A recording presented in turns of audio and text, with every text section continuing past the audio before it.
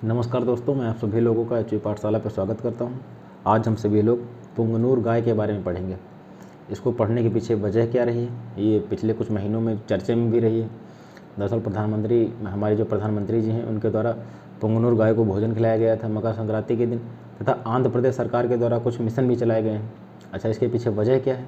वजह यह रही दोस्तों, जो पुंगनूर गाय है, लगातार इसकी जो आबादी घट रही है, तो इसी प्रकार कुछ सरकारी प्रयास इसीलिए कुछ सरकारी प्रयास भी किए जा रहे हैं।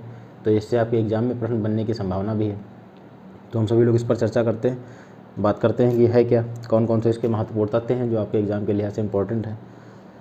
तो पुंगनूर गाय जो है दोस्तों, आंध्र प्रदेश के चित्तूर जिले के पुंगनूर गाय की स्थानीय नस्ल है। तात्पर्य समझ रहे हैं दोस्तों कि पुंगनूर के नाम पर ही इसका नामकरण किया गया है। तो यह कहाँ से संबंधित है? तो यह आंध्र प्रदेश के चित्तूर जिले से।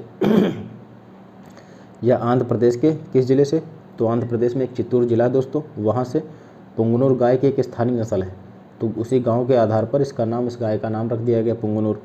तो इस नस्ल की जो है निरंतर आबादी, इस नस्ल की निरंतर आबादी को देखते हुए आंध्र प्रदेश सरकार ने मिशन पुंगनूर आरंभ किया है। तो आंध्र प्रदेश सरकार के द्वारा जैसे प्रश्न आ सकता है कि हाल ही में किस राज्य के द्वारा मिशन पुंगनूर का आरंभ किया गया है, किस प्रकार का प्रश्न बन सकता है दोस्तों? हाल ही में किस राज्य सरकार के द्वारा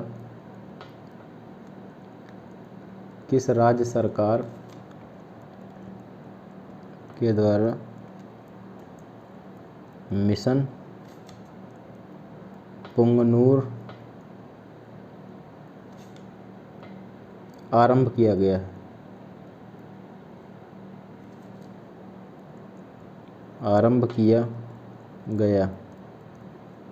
आपका ए ऑप्शन दे दिया गया यूपी, बी ऑप्शन दे दिया गया आंध्र प्रदेश, सी ऑप्शन दे दिया गया आपका महाराष्ट्र, डी ऑप्शन दे दिया गया आपका कर्नाटक। तो इसका सही जवाब क्या होगा दोस्तों? इसका सही जवाब आपका होगा आंध्र प्रदेश। तो इस प्रकार का प्रश्न भी आपके एग्जाम में बन सकता है। तो आंध्र प्रदेश के चित्तूर जिले से पुंगनूर गाय की यह स्थानीय नस्ल है। लगातार इसकी आबादी में कमी हो रही है, इसी के लिहाज से आंध्र प्रदेश सरकार के द्वारा मिशन पुंगनूर आरंभ करा गया है। अब इसकी हम सभी लोग कुछ मुख्य विशेषताओं पर बात कर लेते हैं। जो पुंगनूर गाय की विशेषताएं हैं, क्योंकि इन्हीं से प्रश्न बनते हैं। यह दुनिया में कुबड़ वाली सबसे छोटे आकार की मवेशी नस्ल है। तो प्रश्न क्या बन सकता है कि सबसे छोटे आकार की निम्नलिखित में से कौन सी सबसे छोटे आकार की मवेशी नस्ल है? कुबड़धारी। तो आपकी पुंगनूर गाय हो जाएगी। तो इसके जो कुबड़ पाया जाता है और सबसे छोटे आकार की भी नस्ल है। लघु आकार की डेयरी फार्मिंग और ऑर्गेनिक फार्मिंग के लिए इस नस्ल को आदर्श माना जाता है। जो डेयरी फार्मिंग होती है, जैसे कुछ छोटे फार्म बनाए गए, कुछ ये छोटे फार्म बनाए गए, तो उसके लिए डेयरी फार्मिंग या फिर ऑर्गेनिक फार्मिंग के लिए यह नस्ल जो है आपकी आदर्श मानी जाती है। जो इसका दूध होता है उच्च गुणवत्ता वाला होता है, क्योंकि इसमें फैट जो होती है प्रचुर मात्रा में पाई जाती है। दूध जो इसका होता है दोस्तों उच्च गुणवत्ता वाला होता है, क्योंकि इसका प्रमुख कारण क्या है? इसका प्रमुख कारण यह है कि इसमें फ़ैट की मात्रा अधिक पाई जाती है। अच्छा, जितना अधिक फैट की मात्रा होती है कि दूध में, उतनी ही क्या करता है उसका मूल्य, जो बाज़ार मूल्य होता है उसका उतना ही अधिक मिलता है। तो यही कारण है। इसके दूध में 8% तक की फ़ैट की मात्रा हो सकती है। 8% फैट होती है वह एक अच्छी मात्रा मानी जाती है। जबकि आम नस्ल की गाय में दूध के फैट में करीब 3 से 3.5% होती है। तो आप सभी लोग इसी बात से समझ सकते हैं कि इसका दूध जो कितना मायने रखता है, क्योंकि दूध में इसके 8%, जिसे जो पुंगनूर गाय है इसके दूध में 8% की फ़ैट पाई जाती है, और जो आम नस्ल होती हैं उसमें 3 से 3.5% की पाई जाती है। इसको ऐसे समझते हैं, आम गाय में कितने प्रतिशत होती है? 3 से लेकर के 3.5% तक का फैट पाई जाती है। इस प्रकार के प्रश्न बहुत बनते हैं। और जो पुंगनूर गाय है, पुंगनूर गाय में कितना बनता है फैट पाया जाता है? तो 8% पाया जाता है। यह गाय एक बार बछड़े को जन्म देने के बाद, जब एक बार यह बछड़े को जन्म देती है तो उसको देने के बाद औसतन 546 किलोग्राम दूध देती है। तो एक बार जब यह बच्चा जन्म देती है तो उसके बाद करीब 546 किलोग्राम दूध देती है। गाय के दूध में औसतन 5 से 8% तक का फैट होता है। गाय के दूध में औसतन कितना होता है? 5 से 8% तक का फैट होता है दोस्तों। अब हम बात करते हैं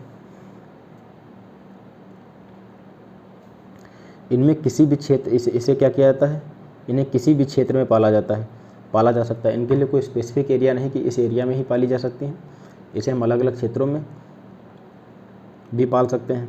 और यह सूखा सहिष्णु भी होती है। सूखा सहिष्णु का तात्पर्य क्या है कि जहाँ का तापमान अधिक होता है, गर्मी अधिक पाई जाती है, टेम्परेचर अधिक होता है, उन क्षेत्रों में भी यह जीवित रह सकती हैं या उनकी अपनी संभावनाएं हैं जीवित रहने की। अर्थात यह अधिक गर्मी भी सहन कर सकती हैं और कम चारे पर भी जीवित रह सकती हैं। चारे की मात्रा अगर कम भी है तब भी यह जीवित रह सकती हैं। यह शुष्क मौसम के चारों जैसे कि घास, पुआल आदि पर भी जीवित रह सकती है। इसका सांस्कृतिक महत्व क्या है? तिरुपति तिरुमाला मंदिर सहित आंध्र प्रदेश के कई मंदिर में इसके दूध का उपयोग क्षीर अभिषेकम के रूप में प्रयोग किया जाता है। जो भगवान दूध को चढ़ा, जैसे जो हमारे जो इष्ट देव होते हैं, भगवान जो होते हैं, उस पर जो अभिषेक किया जाता है दूध का, तो उसके लिए भी इसका प्रयोग किया जाता है। तो इसका अपना एक सांस्कृतिक महत्व भी है। तो तिरुपति तिरुमाला मंदिर में, आंध्र प्रदेश में जो तिरुपति तिरुमाला मंदिर स्थित है, वहाँ पर जो भगवान जो हैं उनको दूध चढ़ाने के लिए, अभिषेक करने के लिए, उनका अभिषेक करने के लिए भी पुंगनुर गाय के दूध का प्रयोग किया जाता है। तो एक बार हम सभी लोग जो पुंगनुर गाय से संबंधित महत्वपूर्ण तथ्य थे हमने बात कर ली, उन पर कुछ अतिरिक्त तथ्य हैं और उन पर भी हम बात कर लेते हैं। तो पहले समझ लेते हैं एक बार फिर से आप लोग अच्छे से इसको रिवाइज कर लीजिए। पुंगनुर गाय आंध्र प्रदेश के चित्तूर जिले से संबंधित है। आंध्र प्रदेश सरकार के द्वारा मिशन पुंगनुर आरंभ किया गया है पुंगनुर गाय को बचाने के लिए, उसकी आबादी को बढ़ाने के लिए। पुंगनुर गाय की मुख्य विशेषताएं क्या? यह कुबड़ वाली गाय है और ये सबसे छोटी मवेशी नस्ल है। डेयरी फार्मिंग, ऑर्गेनिक फार्मिंग के लिए आदर्श है। दूध जो होता है इसका उच्च गुणवत्ता वाला होता है।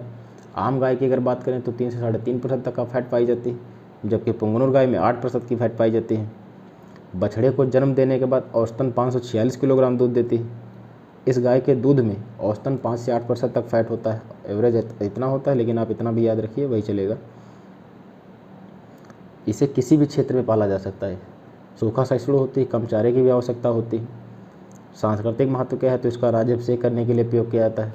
अच्छा, अब हम सभी लोग कुछ पुंगनुर गाय से जो अन्य महत्वपूर्ण तथ्य हैं उन पर चर्चा कर लेते हैं। अन्य महत्वपूर्ण तथ्य,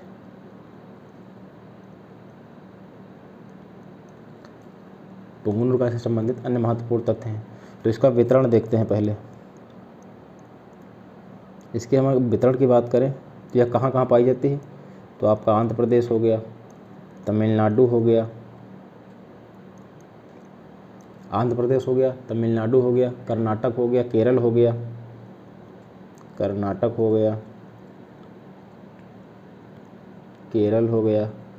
आंध्र प्रदेश, तमिलनाडु, कर्नाटक, केरल,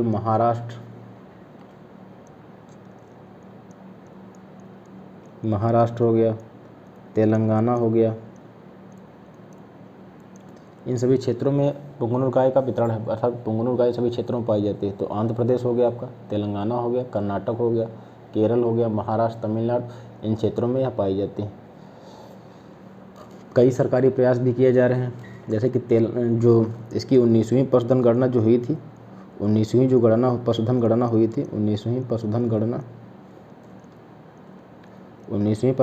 जो हुई थी, तो उसके हिसाब से अगर इसकी जनसंख्या की बात करी जाए तो 2828 थी। और जब 20वीं गणना हुई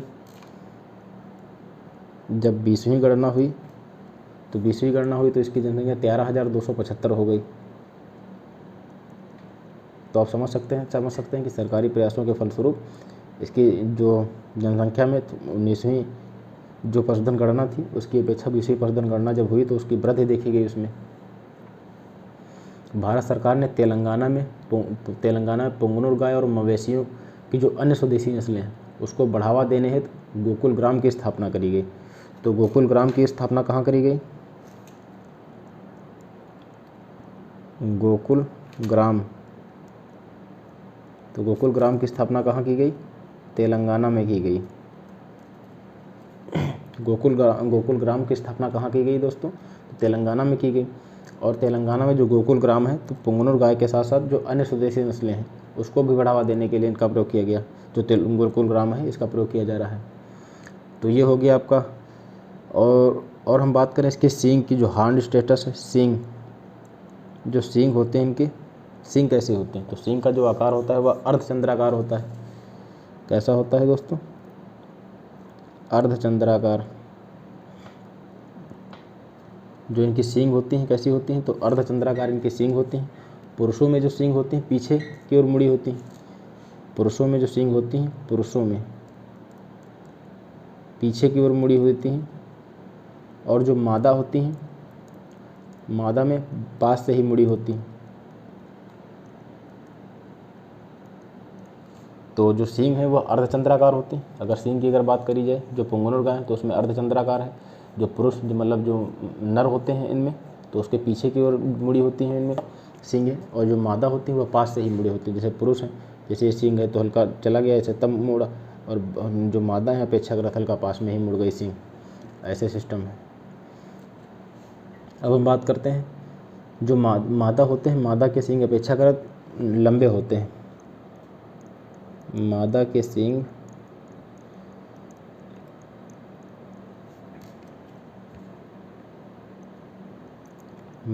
सींग अपेक्षाकृत लंबे होते हैं।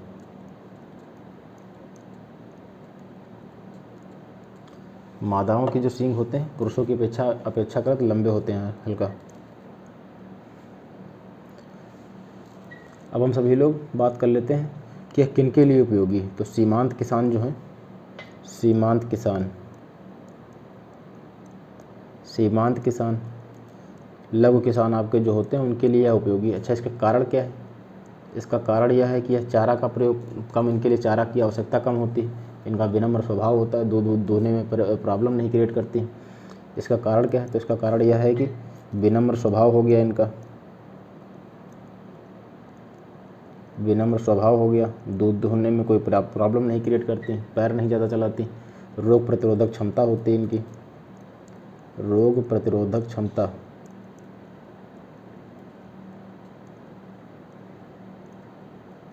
रोग प्रतिरोधक क्षमता जो होती है अधिक होती है, अर्थात रोगों के प्रति या अत्यधिक जो होती सहनशील होती हैं। रोग ग्रसित इतनी जल्दी नहीं होती। कम चारे की आवश्यकता होती है।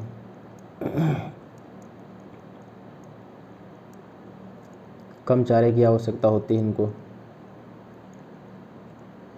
तो सीमांत किसान के लिए जो लघु किसान है, मध्यम किसान, उनके लिए उपयोगी है। ऐसा क्यों कारण है जो इसके लिए उपयोगी है? कारण इसका यही है दोस्तों, इनका विनम्र स्वभाव हो गया, रोग प्रतिरोधक क्षमता हुई, कम चारे की आवश्यकता होती है इन्हें। इतना अधिक चारे की आवश्यकता इनके लिए मायने नहीं रखती, कम चारे में भी अपना काम चला सकती हैं। अब हम कुछ अन्य देसी नस्लों पर बात कर लेते हैं। हालांकि हम सभी लोग देसी नस्लों को पढ़ रहे हैं, लेकिन फिर एक बार अपना रिवीजन कर लेंगे तो काम ही आएगा, भूलेंगे नहीं आप लोग, और अच्छे से याद हो जाएगा। तो बात करते हैं साहिवाल। जो साहिवाल गाय है आपकी, इसका उत्पत्ति स्थल क्या है? तो पंजाब हो गया, राजस्थान हो गया आपका। साहिवाल का पंजाब, राजस्थान, या कहाँ कहाँ पाई जाती हैं, वितरण का कहाँ कहाँ है दोस्तों? तो साहिवाल पंजाब में पाई जाती हैं और राजस्थान में पाई जाती हैं। अब हम सभी लोग लाल सिंधी को पढ़ेंगे। लाल सिंधी का वितरण कहाँ कहाँ है? लाल सिंधी कहाँ कहाँ पाई जाती हैं? तो तमिलनाडु में हो गया, तमिलनाडु, उड़ीसा हो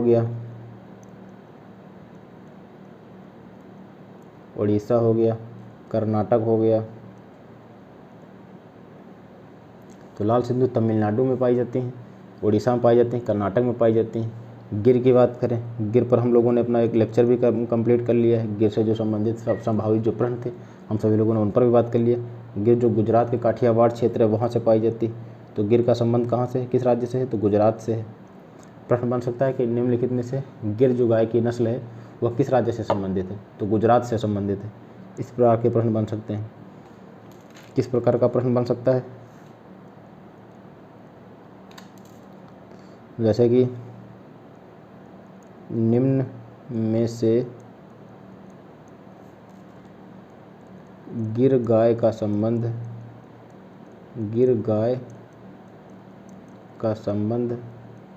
किस राज्य से है?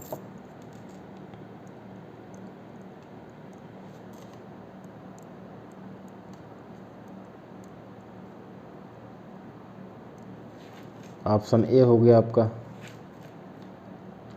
उत्तर प्रदेश, बी हो गया राजस्थान। हालांकि राजस्थान की सीमा तो कुछ पाई जाती हैं, पर कर्नाटक हो गया,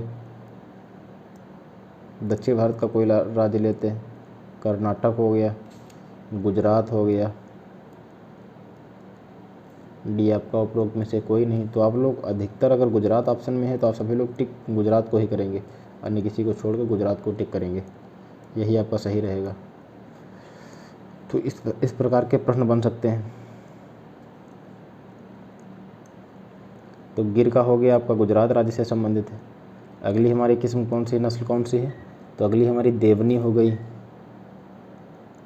देवनी का संबंध कहाँ से है, महाराष्ट्र से संबंधित है, कर्नाटक से संबंधित है।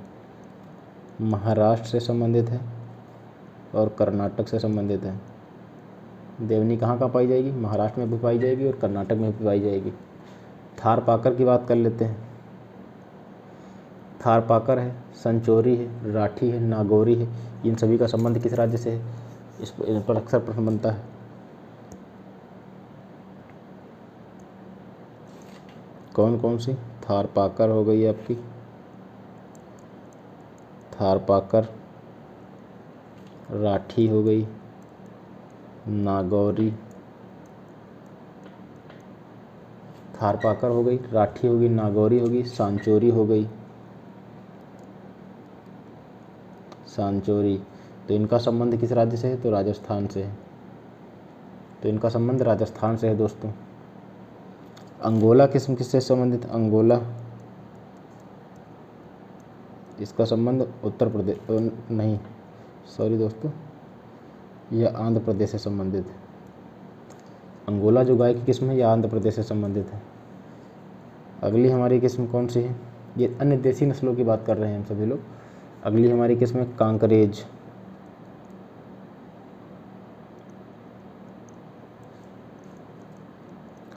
कांकरेज, कांकरेज हो गई आपकी, गुजरात से संबंधित है और राजस्थान से संबंधित है। मालवी किस्म, मालवी हो गई आपकी, निमाड़ी हो गई, मालवी हो गई, निमाड़ी हो गई, तो ये सभी मध्य प्रदेश से संबंधित है। मालवी, निमाड़ी मध्य प्रदेश से संबंधित है। हल्लीकर, हल्लीकर हो गई आपकी, मलनाड हो गई, गिद्दा हो गई, अमृत महल हो गया। ये से इनका संबंध कहाँ से है, इन सभी का कर्नाटक से संबंधित हैं ये। तो ये कुछ अन्य देसी नस्लों की किस्में थी, हम सभी लोगों ने उस पर बात कर लिया। एक बार फिर से समझ लेते अच्छे से ताकि आप लोगों को याद हो जाए। अगर साहिवाल की बात की जाए तो पंजाब तथा राजस्थान से संबंधित है। अगर साहिवाल की बात की जाए तो पंजाब तथा राजस्थान से संबंधित हैं। लाल सिंधी की अगर बात की जाए तो तमिलनाडु हो गया, उड़ीसा, कर्नाटक से संबंधित है। गिर गुजरात से संबंधित है, काठियावाड़ क्षेत्र से। देवनी महाराष्ट्र तथा कर्नाटक में पाई जाती हैं। थारपाकर हो गई, ये गाय की ही नस्लें हैं। थारपाकर, राठी, नागौरी, सांचोरी ये राजस्थान से संबंधित है। अंगोला आपकी आंध्र प्रदेश से संबंधित है। कांकरेज जो हो गई गुजरात, कांकरेज का संबंध कहाँ से है, गुजरात राजस्थान से। मालवी हो गई आपकी, मालवी, मालवी हो गई,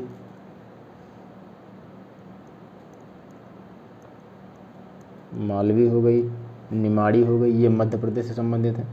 हल्लीकर, मलनाड, गिद्या, अमृत महल ये सभी कर्नाटक से संबंधित हैं। तो हम सभी लोगों ने पुंगनर गाय पर बात कर ली, पुंगनर गाय से संबंधित अन्य महत्वपूर्ण तथ्यों पर बात कर ली, और जो कुछ अन्य देसी नस्लों की देसी गायों की जो किस्में थी हम सभी लोगों ने उस पर भी अच्छे से चर्चा कर ली। और अब हम सभी लोग सोमवार के दिन मिलेंगे दोस्तों। आपका कंटेंट जो है इस जो पशुपालन एवं दूध विज्ञान का रेडी हो रहा है। हम सभी लोगों ने कुछ किस्में हैं जो उन पर बात कर ली है। अब अगली जैसे जो अगली नस्लें हैं जैसे कि कुछ महत्वपूर्ण किस्में जो गाय की हैं उसका कंटेंट रेडी हो रहा है, तो करीब संडे तक रेडी हो जाएगा। तो हम सभी लोग मंडे के लेक्चर में उनको करेंगे। तो धन्यवाद, नमस्कार दोस्तों। अगर हमारा वीडियो पसंद आया हो तो जरूर लाइक ज़रूर कीजिए, अपने दोस्तों के साथ शेयर भी कीजिए और सब्सक्राइब भी कर लीजिए। मिलते हैं अगले लेक्चर में। नमस्कार।